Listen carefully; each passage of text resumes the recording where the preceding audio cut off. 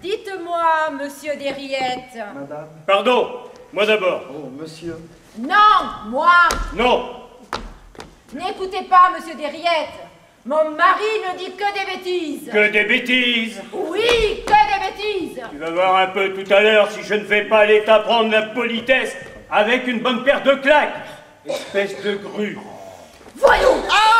Comment tu dis cela? Je dis voyou. Ta mère. Et puis veux-tu bien lâcher monsieur? Lâche-le toi-même. Non, toi. Eh oh! Oh! Tu entends? Tu le fais crier. Bon, madame et monsieur Boulingrin, je vois que vous êtes en affaire et je ne voudrais pas être importun. Au revoir. Nullement. Point du tout. Au contraire. Mais cependant... Au contraire, vous dis-je.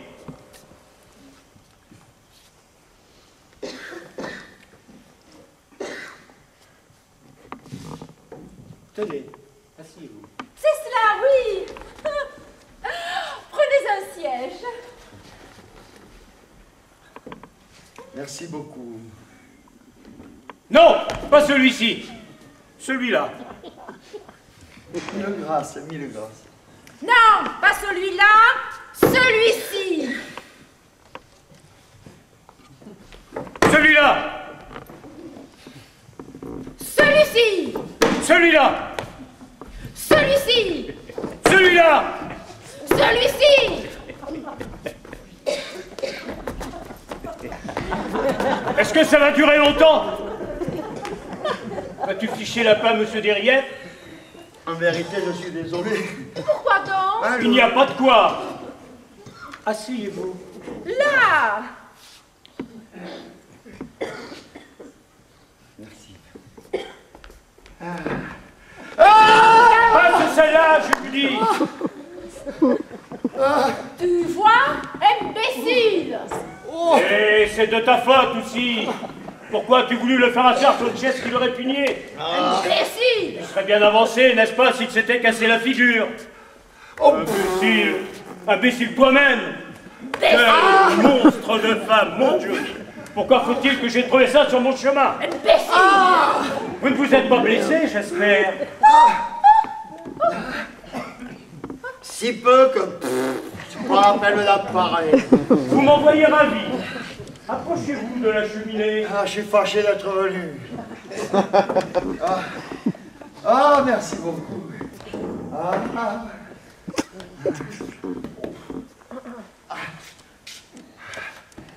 Prenez ce coussin sous mon pied.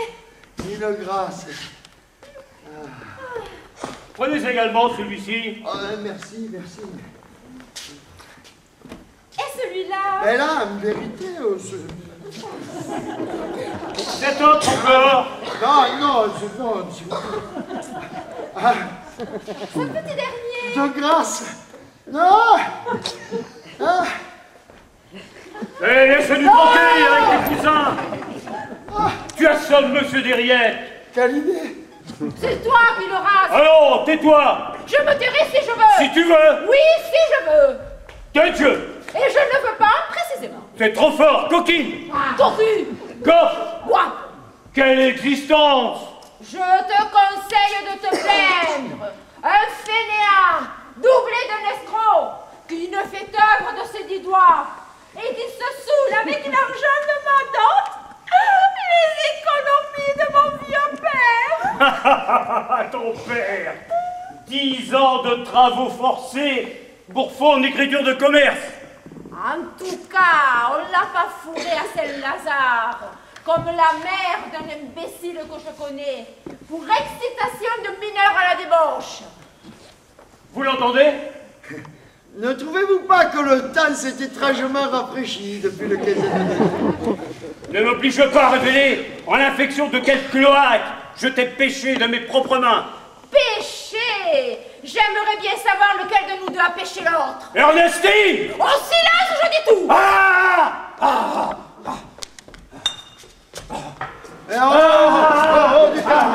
Du calme, là, du calme. Là.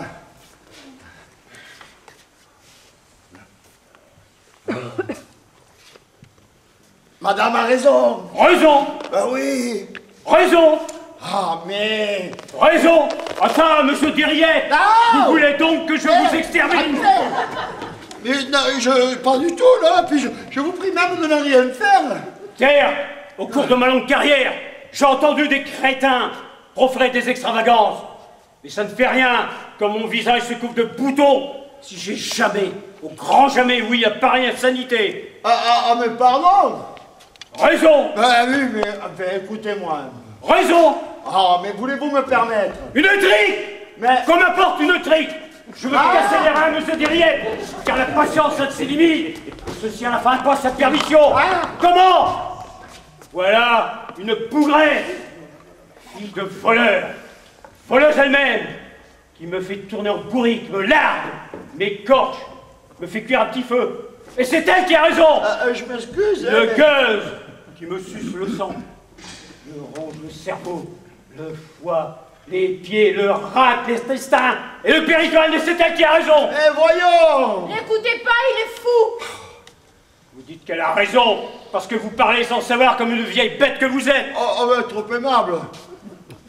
Mais si vous étiez à ma place, vous changeriez d'opinion, oui. Je voudrais bien vous y voir.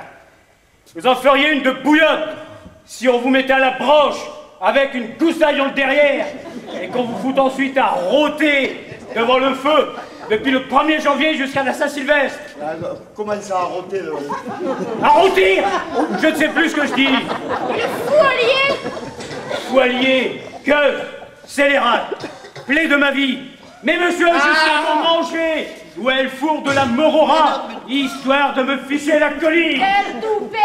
C'est lui, au contraire, qui met des bouchons dans le vin afin de le rendre imbuvable. Menteuse!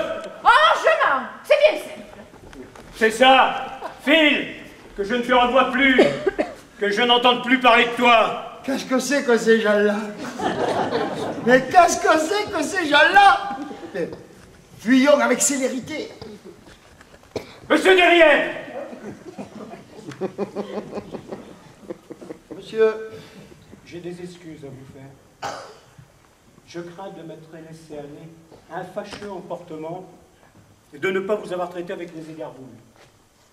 Où cela? Quand? Tout à l'heure, ici. Je vois pas ce que vous voulez dire. Vous avez été au contraire d'une correction irréprochable et je suis touché au plus haut point par votre excellent accueil. Bonsoir. Quoi, déjà? Mais oui, je suis appelé au dehors par une affaire des plus pressantes. Je dois prendre congé. Plaisantez? Ah non, du tout. Vous allez accepter un rafraîchissement? Oh, non,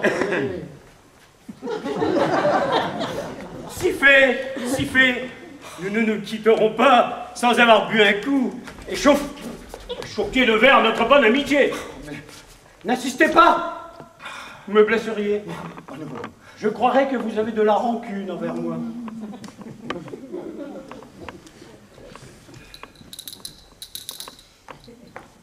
Monsieur?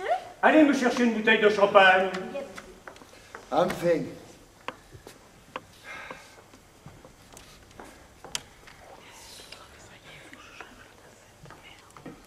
J'accepte votre invitation pour ne pas vous désobliger. Mais j'entends à ne plus être mêlé à vos querelles intestines. Non, elles sont sans intérêt pour moi. Et en plus, je me mettre dans des positions fausses. Putain. Je vous le dis comme je le pense. Sans doute, j'apprécie vivement en vous l'agrément de votre causerie, pleine d'aperçus ingénieux, fertile en piquantes anecdotes, et en moi l'emporte-pièce. Mais une chose surtout me plaît en vous, le parfum de droiture, de franchise, qui émane de votre personne. Gageons que la sincérité est votre vertu dominante. Forcé d'en convenir. À merveille! Nous allons l'établir sur l'heure. Donnez-moi votre parole d'honneur de répondre sans embâche, sans détour et sans faux fuyant à la question que je vais vous poser. Je vous la donne. Parfait, à merveille. Là, la main sur le cœur.